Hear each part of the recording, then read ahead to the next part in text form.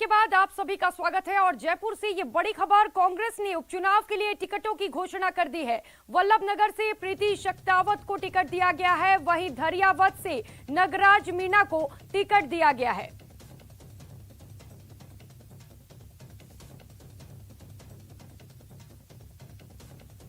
कांग्रेस की ओर से प्रत्याशियों के नामों का ऐलान कर दिया गया है। बड़ी घोषणा कांग्रेस की ओर से। इससे पहले बीजेपी ने अपने प्रत्याशियों की घोषणा की थी। वल्लभनगर से कांग्रेस ने प्रीति शक्तावत को टिकट दिया है। वहीं धरियावत की बात करें तो धरियावत से नगराज मीणा पर कांग्रेस ने दांव खेला है। उपचुनाव के लिए टिकटों की घोषणा कर दी गई है। कल नामांकन का आखिरी दिन है। 30 अक्टूबर को मतदान होगा और 2 नवंबर को नतीजे सामने आएंगे।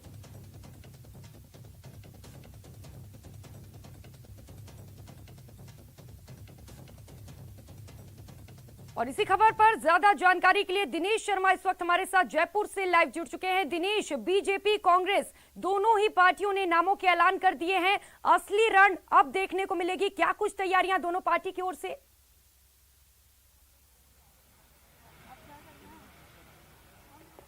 बिल्कुल, देखिए टिकट तय है, मुकाबला बाकी है। रण जो है वो सज चुका है और अब दोनों पार्टियां पूरी तरीके से तैयारी कर रही है। रणनीति जो है वो तैयार करने में जुटी है और मुकाबला जो है वो काफी रोचक होने वाला है, ये कम से कम कहा जा सकता है, क्योंकि जिस तरह के टिकट दिए गए हैं उसमें मुकाबला काफी रोचक होगा। यहाँ पे जो है अगर दोनों उपचुनाव की अगर बात की जाए तो प्रीति शक्तावत को क्योंकि टिकट दिया गया है वल्लभनगर में, तो अब क्या होगा कि कहीं प्रीति शक्तावत का विरोध को देखने को नहीं मिलता है, क्योंकि वल्लभनगर की अगर बात करें तो वहां पर विधायक जो है गजेंद्र सिंह शक्तावत, उनके परिवार में ही कई सारे जो है वो टिकट के दावेदार थे। उनके कई रिश्तेदार टिकट मांग रहे थे और यहाँ तक प्रेस कॉन्फ्रेंस चेतावनी दी गई थी कि अगर टिकट जो है प्रीति शक्तावत को मिलता है तो वो पार्टी छोड़ेंगे, निर्दलीय जो है वो चुनाव में लड़ेंगे। तो क्या कहीं ऐसी स्थिति देखने को मिलेगी, ये भी देखने वाली बात होगी। फिलहाल हम यहाँ पर जो ऊंचा नगला पे जो है कांग्रेस की सभा होने वाली है उसकी तस्वीर एक बार दिखा देते हैं। यहाँ पर जो है वो विश्वेंद्र सिंह और वेद प्रकाश सोलंकी जो है वो यहाँ पर पहुंचे हैं। यहाँ भी क्योंकि मजमा जीतने वाला है, बड़ी संख्या में जो है वो लोग कूच करेंगे, कांग्रेस के कार्यकर्ता कूच करेंगे आज लखीमपुर खीरी के लिए। तो कुछ देर में ये पैदल मार्च जो है वो शुरू होगा। तो अब जो है वो वल्लभनगर की अगर बात कर रहे थे हम, तो वल्लभनगर में जो है वो क्योंकि प्रीति शक्तावत को टिकट दिया गया है और पहले जिस तरह के बयान आए थे और भी दूसरे लोग जो टिकट मांग रहे थे, गजेंद्र सिंह शक्तावत के जो बड़े भाई हैं देवेंद्र सिंह, उन्होंने बाकायदा ये बात कही थी कि अगर प्रीति शक्तावत को टिकट मिलता है तो वो निर्दलीय चुनाव में लड़ेंगे। उन्होंने विरोध किया था खुलकर प्रीति शक्तावत का। तो अब देखने वाली बात टिकट तय हो चुके हैं, तो क्या वल्लभनगर में विरोध देखने को मिल सकता है इस टिकट का। धरियावत की अगर बात करें तो नगराज मीणा को टिकट दिया गया है, वहां भी टिकट के 3-4 दावेदार थे। तो वहां भी ये इस तरह की स्थिति जो है बन सकती है। तो पार्टी ने इसके लिए किस तरह की तैयारियां की है, क्या पार्टी डैमेज कंट्रोल करने के लिए तैयार है? हालांकि वल्लभनगर की अगर बात करें तो वहां पर प्रीति शक्तावत को सबसे प्रबल दावेदार भी माना जा रहा था और सबसे उपयुक्त कैंडिडेट भी जो है वो माना जा रहा था। प्रीति शक्तावत लगातार शांत थी, कई दिनों से जो है उनके बयान, किसी भी तरह का उन्होंने बयान नहीं दिया। उससे ये माना जा रहा था, क्योंकि ये कहा जा रहा है कि मुख्यमंत्री से और पार्टी नेताओं से उनको आश्वासन मिल चुका था कि टिकट जो है उन्हीं को मिलने वाला है। तो वो पूरी तरह शांति, जबकि दूसरे उनके जो रिश्तेदार और दूसरे लोग जो टिकट मांग रहे थे वो लगातार जयपुर में चक्कर लगा रहे थे, नेताओं से मिल रहे थे, प्रीति शक्तावत का टिकट काटने की जो है कवायद कर रहे थे, लगातार बयान दिए जा रहे थे। तो अब जो है क्योंकि टिकट तय हो गया है, तो क्या पार्टी में कहीं अब कोई बगावत देखने को मिल सकती है? क्या गजेंद्र सिंह शक्तावत के परिवार में से और कोई भी नामांकन दाखिल करेंगे? ये जो है वो देखने वाली बात होगी। कल 3 बजे तक क्योंकि नामांकन दाखिल होंगे तो उसमें देखना होगा कि किस तरह की स्थितियां बनती है। और त्रिकोणीय मुकाबले की मैं बात कर रहा था, क्योंकि भाजपा के लिहाज से भी अगर देखा जाए तो बीच में नाम आया था कि बिंडर जो है रणधीर सिंह बिंडर, वो या उनके परिवार में से किसी को टिकट दिया जा सकता है, लेकिन अब उस तरह की स्थिति नहीं बनी है। तो रणधीर सिंह बिंडर भी क्या निर्दलीय वहां से चुनाव लड़ते हैं, जनता सेना से वो क्योंकि आते हैं और पहले भी वो विधायक रह चुके हैं। तो रणधीर सिंह बिंडर या उनके परिवार में से अगर कोई नामांकन दाखिल करता है तो मुकाबला काफी रोचक होने वाला है। और जो खेल बिगाड़ेंगी वो आरएलपी, बीटीपी जैसी पार्टियां, क्योंकि ये जो है आरएलपी की अगर बात करें तो आरएलपी वहां पर अपनी जमीन तैयार करने की कोशिश करेगी। पहले जो पिछले जो विधानसभा चुनाव हुए थे उसने आरएलपी ने 3 सीटें राजस्थान में जीती थी और अब नए क्षेत्र वो तलाशने की कोशिश कर रही है। तो दोनों सीटों पर आरएलपी भी अपने प्रत्याशी उतारेगी और भारतीय ट्राइबल पार्टी, क्योंकि आदिवासी क्षेत्र है, दोनों जिन सीटों पर चुनाव होने हैं वो आदिवासी क्षेत्र है और इस क्षेत्र में भारतीय ट्राइबल पार्टी का अच्छा खासा दबदबा है।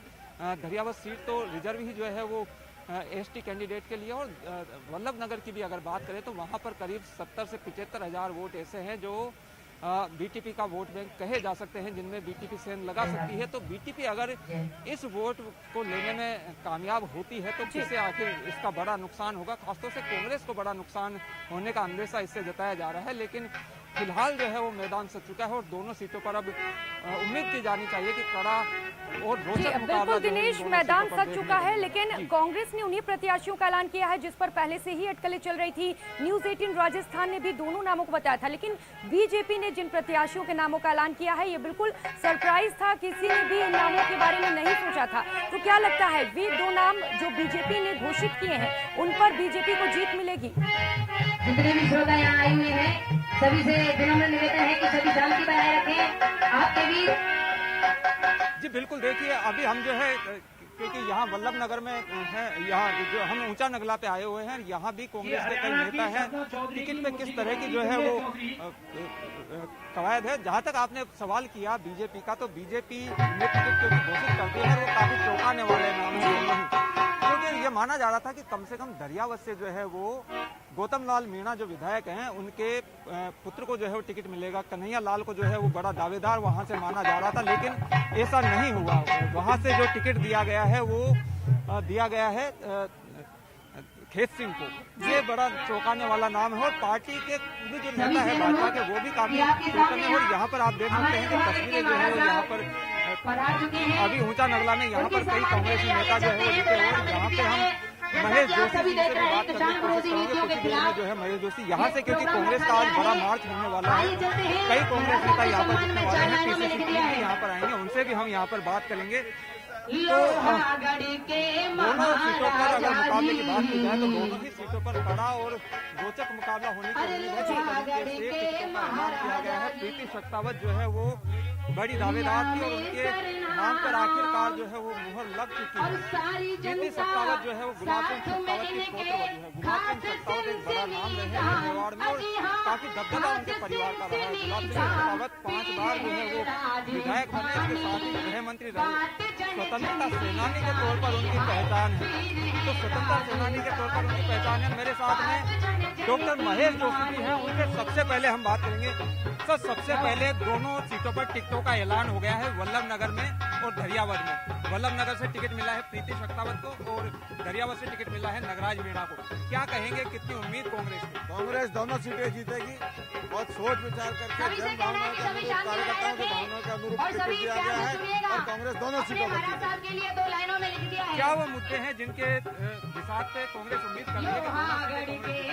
कांग्रेस ने पिछले 3.25 साल में जब से कांग्रेस का शासन है प्रदेश में, चाहे विकास की बात हो, चाहे कोरोना प्रबंधन की बात हो, चाहे राहत देने की बात हो, लोगों के कल्याण की बात हो, सरकार ने हर संभव कोशिश की है लोगों को राहत देने की, विकास के काम कराने की। और मैं समझता हूँ कि राजस्थान की जनता सब देख रही है और दोनों सीटों पर कांग्रेस को जीतेगी। प्रीति सख्तावत को जो टिकट दिया गया है उसका विरोध भी देखने को मिल सकता है, क्योंकि उनके परिवार में कई लोग दावेदार थे। देखिए, मैंने आपसे कहा ना, सोच विचार के टिकट दिए हैं, अच्छे टिकट दिए। आज आप कूच भी करने वाले हैं लखीमपुर खीरी के लिए। अब क्योंकि राहुल गांधी मिल चुके हैं, प्रियंका गांधी मिल चुकी है, अब किस तरह का विरोध है? अभी भी किसानों का आंदोलन जारी है, अभी तक भी हत्यारे नहीं पकड़े गए, अभी तक भी किसी तरह के कोई आश्वासन नहीं है कि इस तरह की कार्रवाइयां फिर नहीं होंगी। इसलिए हमारा विरोध है, हम विरोध तब तक करेंगे जब तक सरकार सही रास्ते पर नहीं आएगी। तो यहाँ से पैदल कूच किस तरह का कार्यक्रम रहेगा? यहाँ से पैदल कूच करेंगे लखीमपुर? यहाँ से प्रदेश अध्यक्ष जी आ जाते हैं, यहाँ मीटिंग करेंगे, उसके बाद जैसा उनका निर्देश होगा वो करेंगे। बिल्कुल। तो देखिए, यहाँ पर हमने बात की महेश जोशी से दोनों मसलों पर, जो टिकटों का ऐलान हुआ है उस पर भी और आज जो लखीमपुर के लिए कूच होने वाला है कांग्रेस का उस पर भी। और महेश जोशी ने ये दावा किया है कि उपचुनाव में जो टिकटों का ऐलान हुआ है वो अच्छी सोच समझ कर जो है पार्टी की ओर से टिकट दिए गए हैं और दोनों सीटों पर कांग्रेस जो है वहाँ पर जीतेगी। विरोध की बात तो उन्होंने नकारा है कि विरोध जो है वो किसी भी तरह का देखने को नहीं मिलेगा, क्योंकि पार्टी ने एक बार बार जब टिकट तय हो जाते हैं तो उसके बाद सभी लोगों की जिम्मेदारी ये बनती है कि वो लोग जिसको भी पार्टी ने विश्वास जताया है उसका साथ दे। लेकिन ये जो दावे किए जा रहे हैं ये कितने खरे उतरते हैं, ये देखने वाली बात होगी कि कहीं बगावत जैसी स्थितियां तो नहीं बनती और पार्टी उन्हें थामने में कितना कामयाब हो पाती है। जी दिनेश, मुख्य सचेतक ने कहा कि दोनों नामों पर भी संतुष्ट है, दोनों नाम बिल्कुल सही है और इस पर पार्टी को जीत मिलेगी। लेकिन जब बीजेपी ने नामों का ऐलान किया तो ये बात चल रही थी कि अंदर अंदर कुछ लोग खुश नहीं हैं। तो क्या कांग्रेस में भी कुछ इस तरीके की बातें सामने आ रही हैं?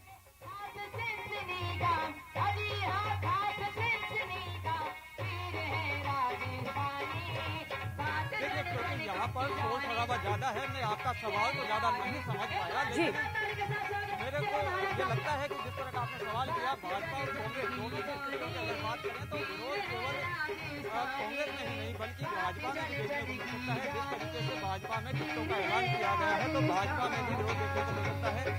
कन्हैया लाल जो गौतम लाल मीणा के पुत्र है दरियावद में, वो काफी तैयारी भी कर रहे थे कई दिनों से चुनाव लड़ने की, और ये माना भी जा रहा था कि उन्हें जो है वो टिकट मिलेगा, वो लगभग अपना टिकट फाइनल मानकर बैठे थे।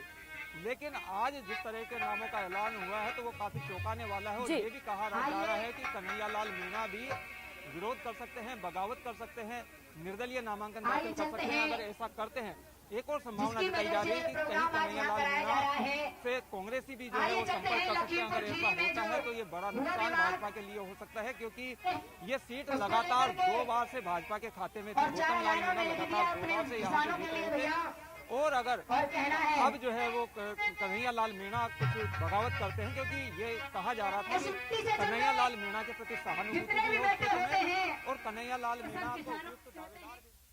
बहुत शुक्रिया दिनेश आपका तमाम जानकारियों के लिए। और इस वक्त